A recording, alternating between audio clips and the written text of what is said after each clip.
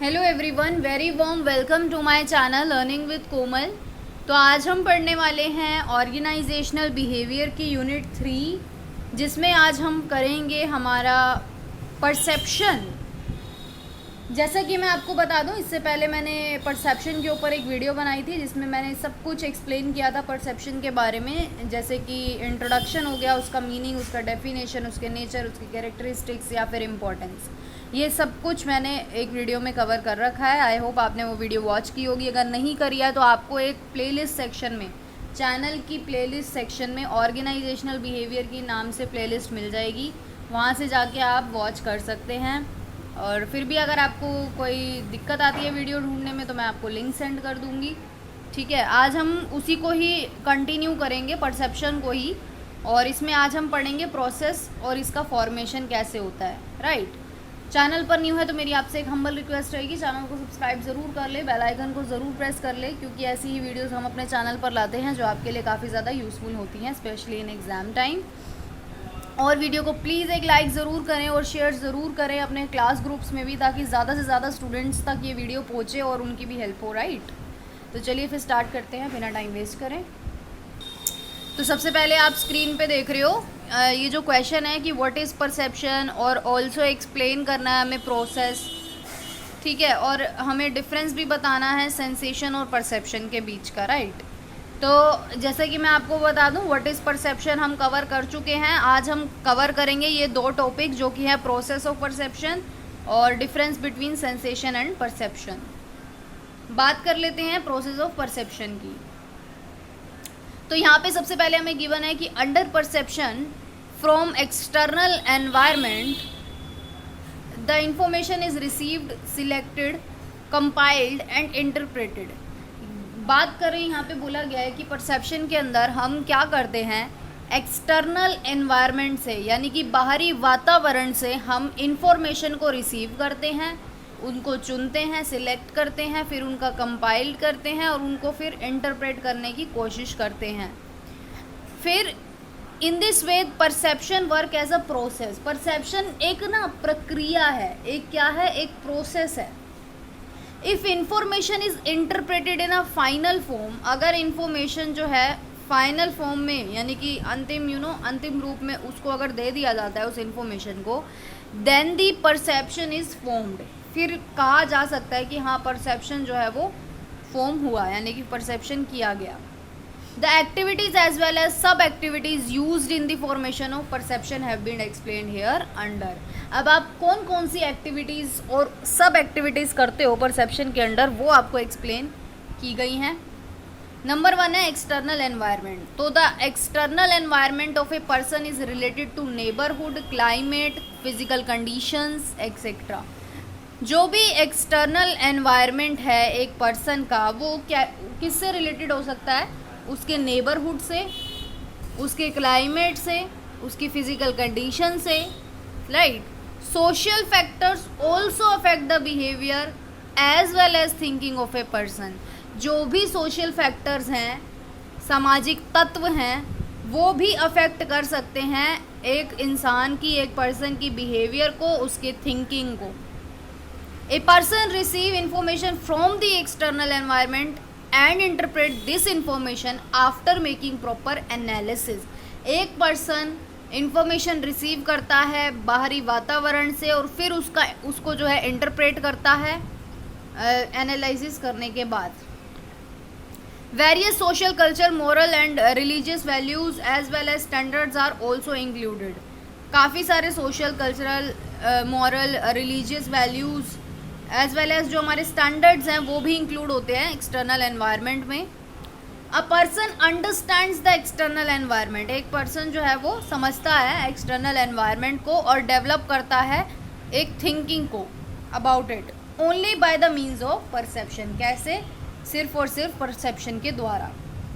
इस प्रकार external environment can be explained as the first step of perception process. इस प्रकार हम बोल सकते हैं कि जो एक्सटर्नल एनवायरनमेंट है उसको आप कैसे एक्सप्लेन कर सकते हो, एक फर्स्ट स्टेप। हमारा जो फर्स्ट स्टेप है परसेप्शन के प्रोसेस का, वो है external environment. Now let's talk about the second step, is that confrontation. Confrontation के बारे में क्या बोला गया है कि motivation affect the thinking of each and every person. जो मोटिवेशन है ना वो सभी पर्सन की थिंकिंग को अफेक्ट करता है। In fact the process of perception starts when A person is confronted with the situation caused by environment. वास्तव में अगर बात करें तो परसेप्शन का जो प्रोसेस है वो तब स्टार्ट होता है जब एक पर्सन जो है कन्फ्रंटेड होता है किसी भी सिचुएशन के साथ जो कि एनवायरनमेंट के द्वारा हुई है। क्योंकि एक a person is surrounded by the motivational factor as well as stimulus created by environment। क्योंकि एक पर्सन मोटिवेशनल फैक्टर्स और जो भी एनवायरनमेंट में मौजूद चीज़ें हैं उन सब से क्या होता है घिरा होता है, सराउंडेड होता है, राइट। तो in an organisation also the employees are influenced by a number of stimulus. Organisation में भी एम्प्लॉयज़ जो हैं वो प्रभावित होते हैं। हाँ, तो एम्प्लॉयज़ भी जो है वो क्या होते हैं, इन्फ्लुएंस होते हैं मोटिवेशन से और स्टिमुलस से, जो भी स्टिमुलस चीज़ें मौजूद हैं एनवायरनमेंट में उनसे। तो various things, events and persons in an organisation function as stimulus. तो जो भी चीज़ें हैं, जो भी इवेंट्स हैं, जो भी पर्सन्स हैं हमारे ऑर्गेनाइजेशन में वो एक स्टिमुलस का काम करते हैं, उनको हम स्टिमुलस बोल सकते हैं। तो an employee is confronted with this stimulus and he get motivated for performing a specific task. एक एम्प्लॉय जो है इन सभी स्टिमुलस से क्या होता है, कन्फ्रंटेड होता है और जो है मोटिवेट होता है, अपना जो है स्पेसिफिक टास्क करता है, उसको परफॉर्म करके वो मोटिवेट होता है। जैसे कि यहाँ पे हमें एक एग्जांपल गिवन है, if an employee does not work properly. अगर एक एम्प्लॉई ढंग से काम नहीं करता then he has to face his manager for it and consequently he start working in a better way. तो जो है उसको अपने मैनेजर को फेस करना होगा और जो है परिणाम स्वरूप उसको अपना वर्क बेटर वे में स्टार्ट करना पड़ेगा। Thus, in the second step of perception, motivation is increased through confrontation with the situation or stimulus। Basically यहाँ पे बोला गया है कि सेकेंड स्टेप ऑफ परसेप्शन में मोटिवेशन अगर आप बढ़ाओगे तो आप जो है कन्फ्रंटेशन होगा विद सिचुएशन और स्टिमुलेशन। मतलब बेसिकली मोटिवेशन को यहाँ पे बोला गया है कि एक इम्पॉर्टेंट फैक्टर है। अब बात कर लेते हैं स्टेप नंबर 3 की, जो कि है perception mechanism. Perception mechanism is concerned with the selection, combining and feedback of received information। Perception mechanism किससे कंसर्न होता है? Perception mechanism कंसर्न होता है सिलेक्शन करने से, फिर कंबाइन करने से और फिर फीडबैक रिसीव करने से इंफॉर्मेशन का। तो perception mechanism is studied as the third step of perception. तो परसेप्शन का थर्ड स्टेप है perception mechanism. It's explanation is here as. तो परसेप्शन मैकेनिज्म की हमारे को 3 पॉइंट्स गिवन है बेसिकली। नंबर 1 है सिलेक्शन, नंबर 2 है कॉम्बिनेशन और नंबर 3 है हमारा एक्सप्लेनेशन या फिर interpretation, right.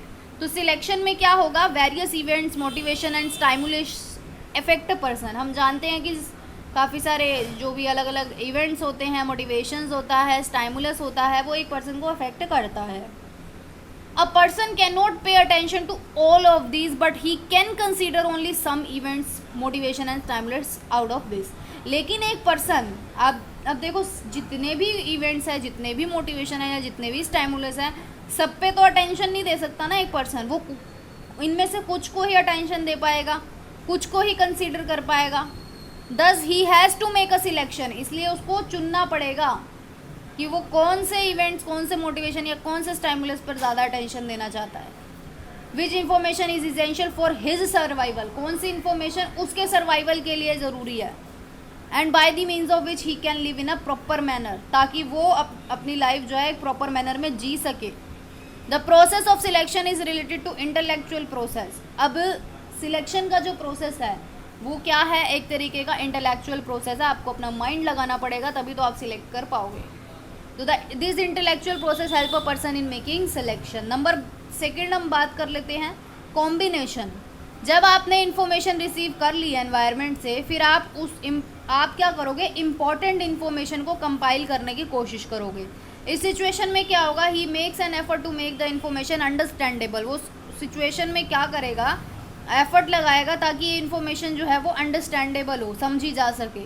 So that he may have a proper guidance, ताकि उसको एक प्रॉपर गाइडेंस मिल सके। The efforts made by a person for meaningful combination of information are called combination process. कि एक पर्सन के द्वारा लगाए गए एफर्ट्स किस लिए, मीनिंगफुल कॉम्बिनेशन के लिए, ताकि एक मतलब बन सके उस चीज़ का, उस इन्फॉर्मेशन का, वो क्या कहलाता है, कॉम्बिनेशन प्रोसेस कहलाता है। और the techniques like grouping and simplifying can be use for it. बात कर लेते हैं थर्ड पॉइंट की, जो कि है एक्सप्लेनेशन और इंटरप्रिटेशन। तो a person select and compiles the important information from the environment. एक पर्सन ने सिलेक्ट भी कर ली और कंपाइल भी कर लिया इंपॉर्टेंट इन्फॉर्मेशन को, राइट। अब वो क्या करेगा, इन्फ्रेंसेस ड्रॉ करेगा, इसके बेस पर इंटरप्रिटेशन करेगा। For drawing inference from the information obtained from external, a person use his own concept. अपने कंसेप्ट को यूज करके, अपनी सोच को यूज करके वो इंटरप्रेट करेगा। Sometime a person doesn't draw an appropriate inference and consequently he interpret the information in a wrong way। कभी कभार क्या होता है, एक पर्सन इन्फ्रेंसेस जब ड्रॉ करता है तो वो अप्रोप्रिएट नहीं होते, सही नहीं होते, और परिणाम स्वरूप क्या होता है, वो जो है इन्फॉर्मेशन को गलत तरीके से इंटरप्रेट कर देता है।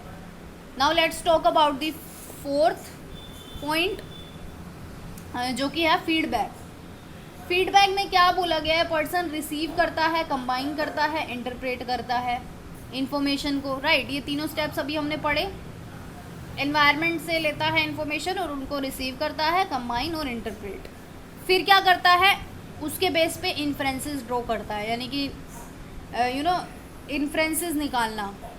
There after he create feedback in the form of, फिर वो क्या करेगा, फीडबैक क्रिएट करेगा, movement of his muscles।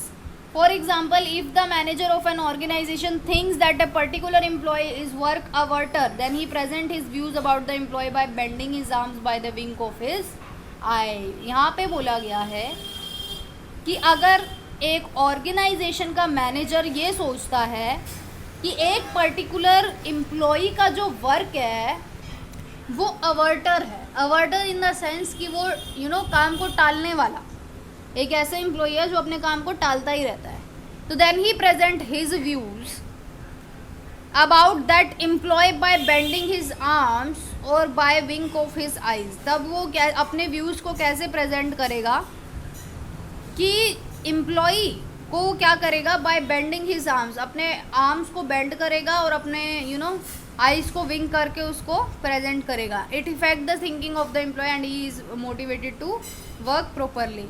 एक तरीके से उसे मोटिवेट करने की कोशिश करेगा by the movement of muscle, जैसे कि यहाँ पे लिखा हुआ है ना, मूवमेंट ऑफ हिज मसल्स। ठीक है, आई होप ये पॉइंट क्लियर होगा। नाउ अब हम बात करते हैं पॉइंट नंबर 4 की, यानी कि स्टेप नंबर 4 की, behaviour according to decision. Behaviour according to decision के बारे में क्या बोला गया है, इस स्टेप में ए पर्सन और an employee understand the situation under the influence of his perception. इस स्टेप में क्या होता है, एक पर्सन या फिर एक एम्प्लॉई समझता है सिचुएशन को under the influence of his perception, अपने परसेप्शन से प्रभावित होकर, and then he make decision regarding the behaviour, और फिर वो डिसीजन लेता है बिहेवियर के regarding to be shown in that situation. इस प्रकार हम बोल सकते हैं the behaviour of a person is attached to his decision, कि एक पर्सन का बिहेवियर जो है उसके डिसीजन से साथ अटैच्ड होता है। The behaviour of a person affect the organisational behaviour, एक पर्सन का बिहेवियर जो है उसके ऑर्गेनाइजेशनल बिहेवियर से काफ़ी ज़्यादा अफेक्ट करता है, and is motivated by perception. The attitude of a person is revealed by his person behaviour, मतलब एक पर्सन का एटीट्यूड आपको कैसे पता लगेगा, उसके बिहेवियर से पता लग जाएगा कि इस पर्सन का एटीट्यूड कैसा है। The decision making process of a person may be positive as well as negative, जो डिसीजन मेकिंग प्रोसेस है एक पर्सन का वो पॉजिटिव भी हो सकता है, वो नेगेटिव भी हो सकता है। अब बात कर लेते हैं 5th स्टेप की, जो कि है रिजल्ट। इस स्टेप में आप क्या करते हो, result of A perceptual decision and behaviour is measured. यहाँ पर परसेप्शनल डिसीजन और बिहेवियर को मेजर करा जाता है, रिजल्ट को, If the result are favorable to perception, decision and behavior, then the person is motivated to work more. अगर result favourable है तो एक पर्सन मोटिवेट होता है ज़्यादा काम करने के लिए, और एज अगेंस्ट इट बात करें, अनफेवरेबल रिजल्ट होता है तो अपने आप को क्या करता है, ही फाइंड हिमसेल्फ पैनलाइज्ड, मतलब नेगेटिव अफेक्ट पड़ता है basically. This step of perception also has a special importance in an organisation. जो ये रिजल्ट वाला स्टेप है ये काफ़ी ज़्यादा इंपॉर्टेंस रखता है ऑर्गेनाइजेशन में भी. If the result are in favour of the organisation then it will have profit, otherwise the organisation has to bear the loss of unfavourable result. कि अगर रिजल्ट फेवर में होता है तो एक ऑर्गेनाइजेशन को फ़ायदा होता है, नहीं होता तो लॉस होता है, राइट. बात कर लेते हैं, लास्ट स्टेप है ये हमारा, जो कि है features of situation and perceiver. तो in addition to the above mention steps, जो भी हमने एडिशन में पढ़ा, ये स्टेप्स जो हमने पढ़े, the feature of situation and perception are also included as the last step. ये जो फीचर्स हैं सिचुएशन, हमारे जो परसेप्शन और सिचुएशन के जो फीचर्स हैं वो भी इंक्लूड होंगे लास्ट स्टेप में. The organisational situation, organisational role, ये सब भी हम इनको इंक्लूड करेंगे, are included under the features of situation. Features of the perceiver include the factor like experience, motivation etcetera. Perceiver का फीचर्स क्या हो सकता है, जिसमें हमारे एक्सपीरियंस, मोटिवेशन, ये सब इंक्लूड होंगे. It is studied under this step, ये सब जो है स्टडी करे जाते हैं स्टेप में, that how these features affect the perception of a person, कि कैसे एक पर्सन को ये वाले फीचर्स जो हैं वो अफेक्ट कर सकते हैं. As a result of it a remedial action is taken by making a study of perception. तो फिर हमें रेमेडियल एक्शन लेने पड़ते हैं, लिए जाते हैं आफ्टर स्टडी ऑफ परसेप्शन. इस प्रकार it can be said that features of situation perceiver must be necessarily included. कहा जा सकता है कि फीचर्स ऑफ सिचुएशन और परसीवर के जो फीचर्स हैं इनको भी हमें इंक्लूड करना चाहिए. एट लास्ट हम बात करें, we can say that external environment motivate perception mechanism, decision, result as well as feature of situation and perceiver are included under the process of perception. ये सारे हमने पॉइंट्स आज करे. All this factor jointly form the perception. ये सारे factor मिलकर perception को बनाते हैं and develop a person thinking. एक पर्सन की थिंकिंग को डेवलप करते हैं और उनकी डेली लाइफ के एक्सपीरियंस को भी, राइट. आई होप आज की वीडियो आपके लिए काफ़ी ज़्यादा हेल्पफुल रहेगी, और वीडियो को लाइक करना बिल्कुल ना भूलें, शेयर ज़रूर करें, कमेंट करके मुझे ज़रूर बताएं, चैनल को सब्सक्राइब करना बिल्कुल ना भूलें. Thank you so much.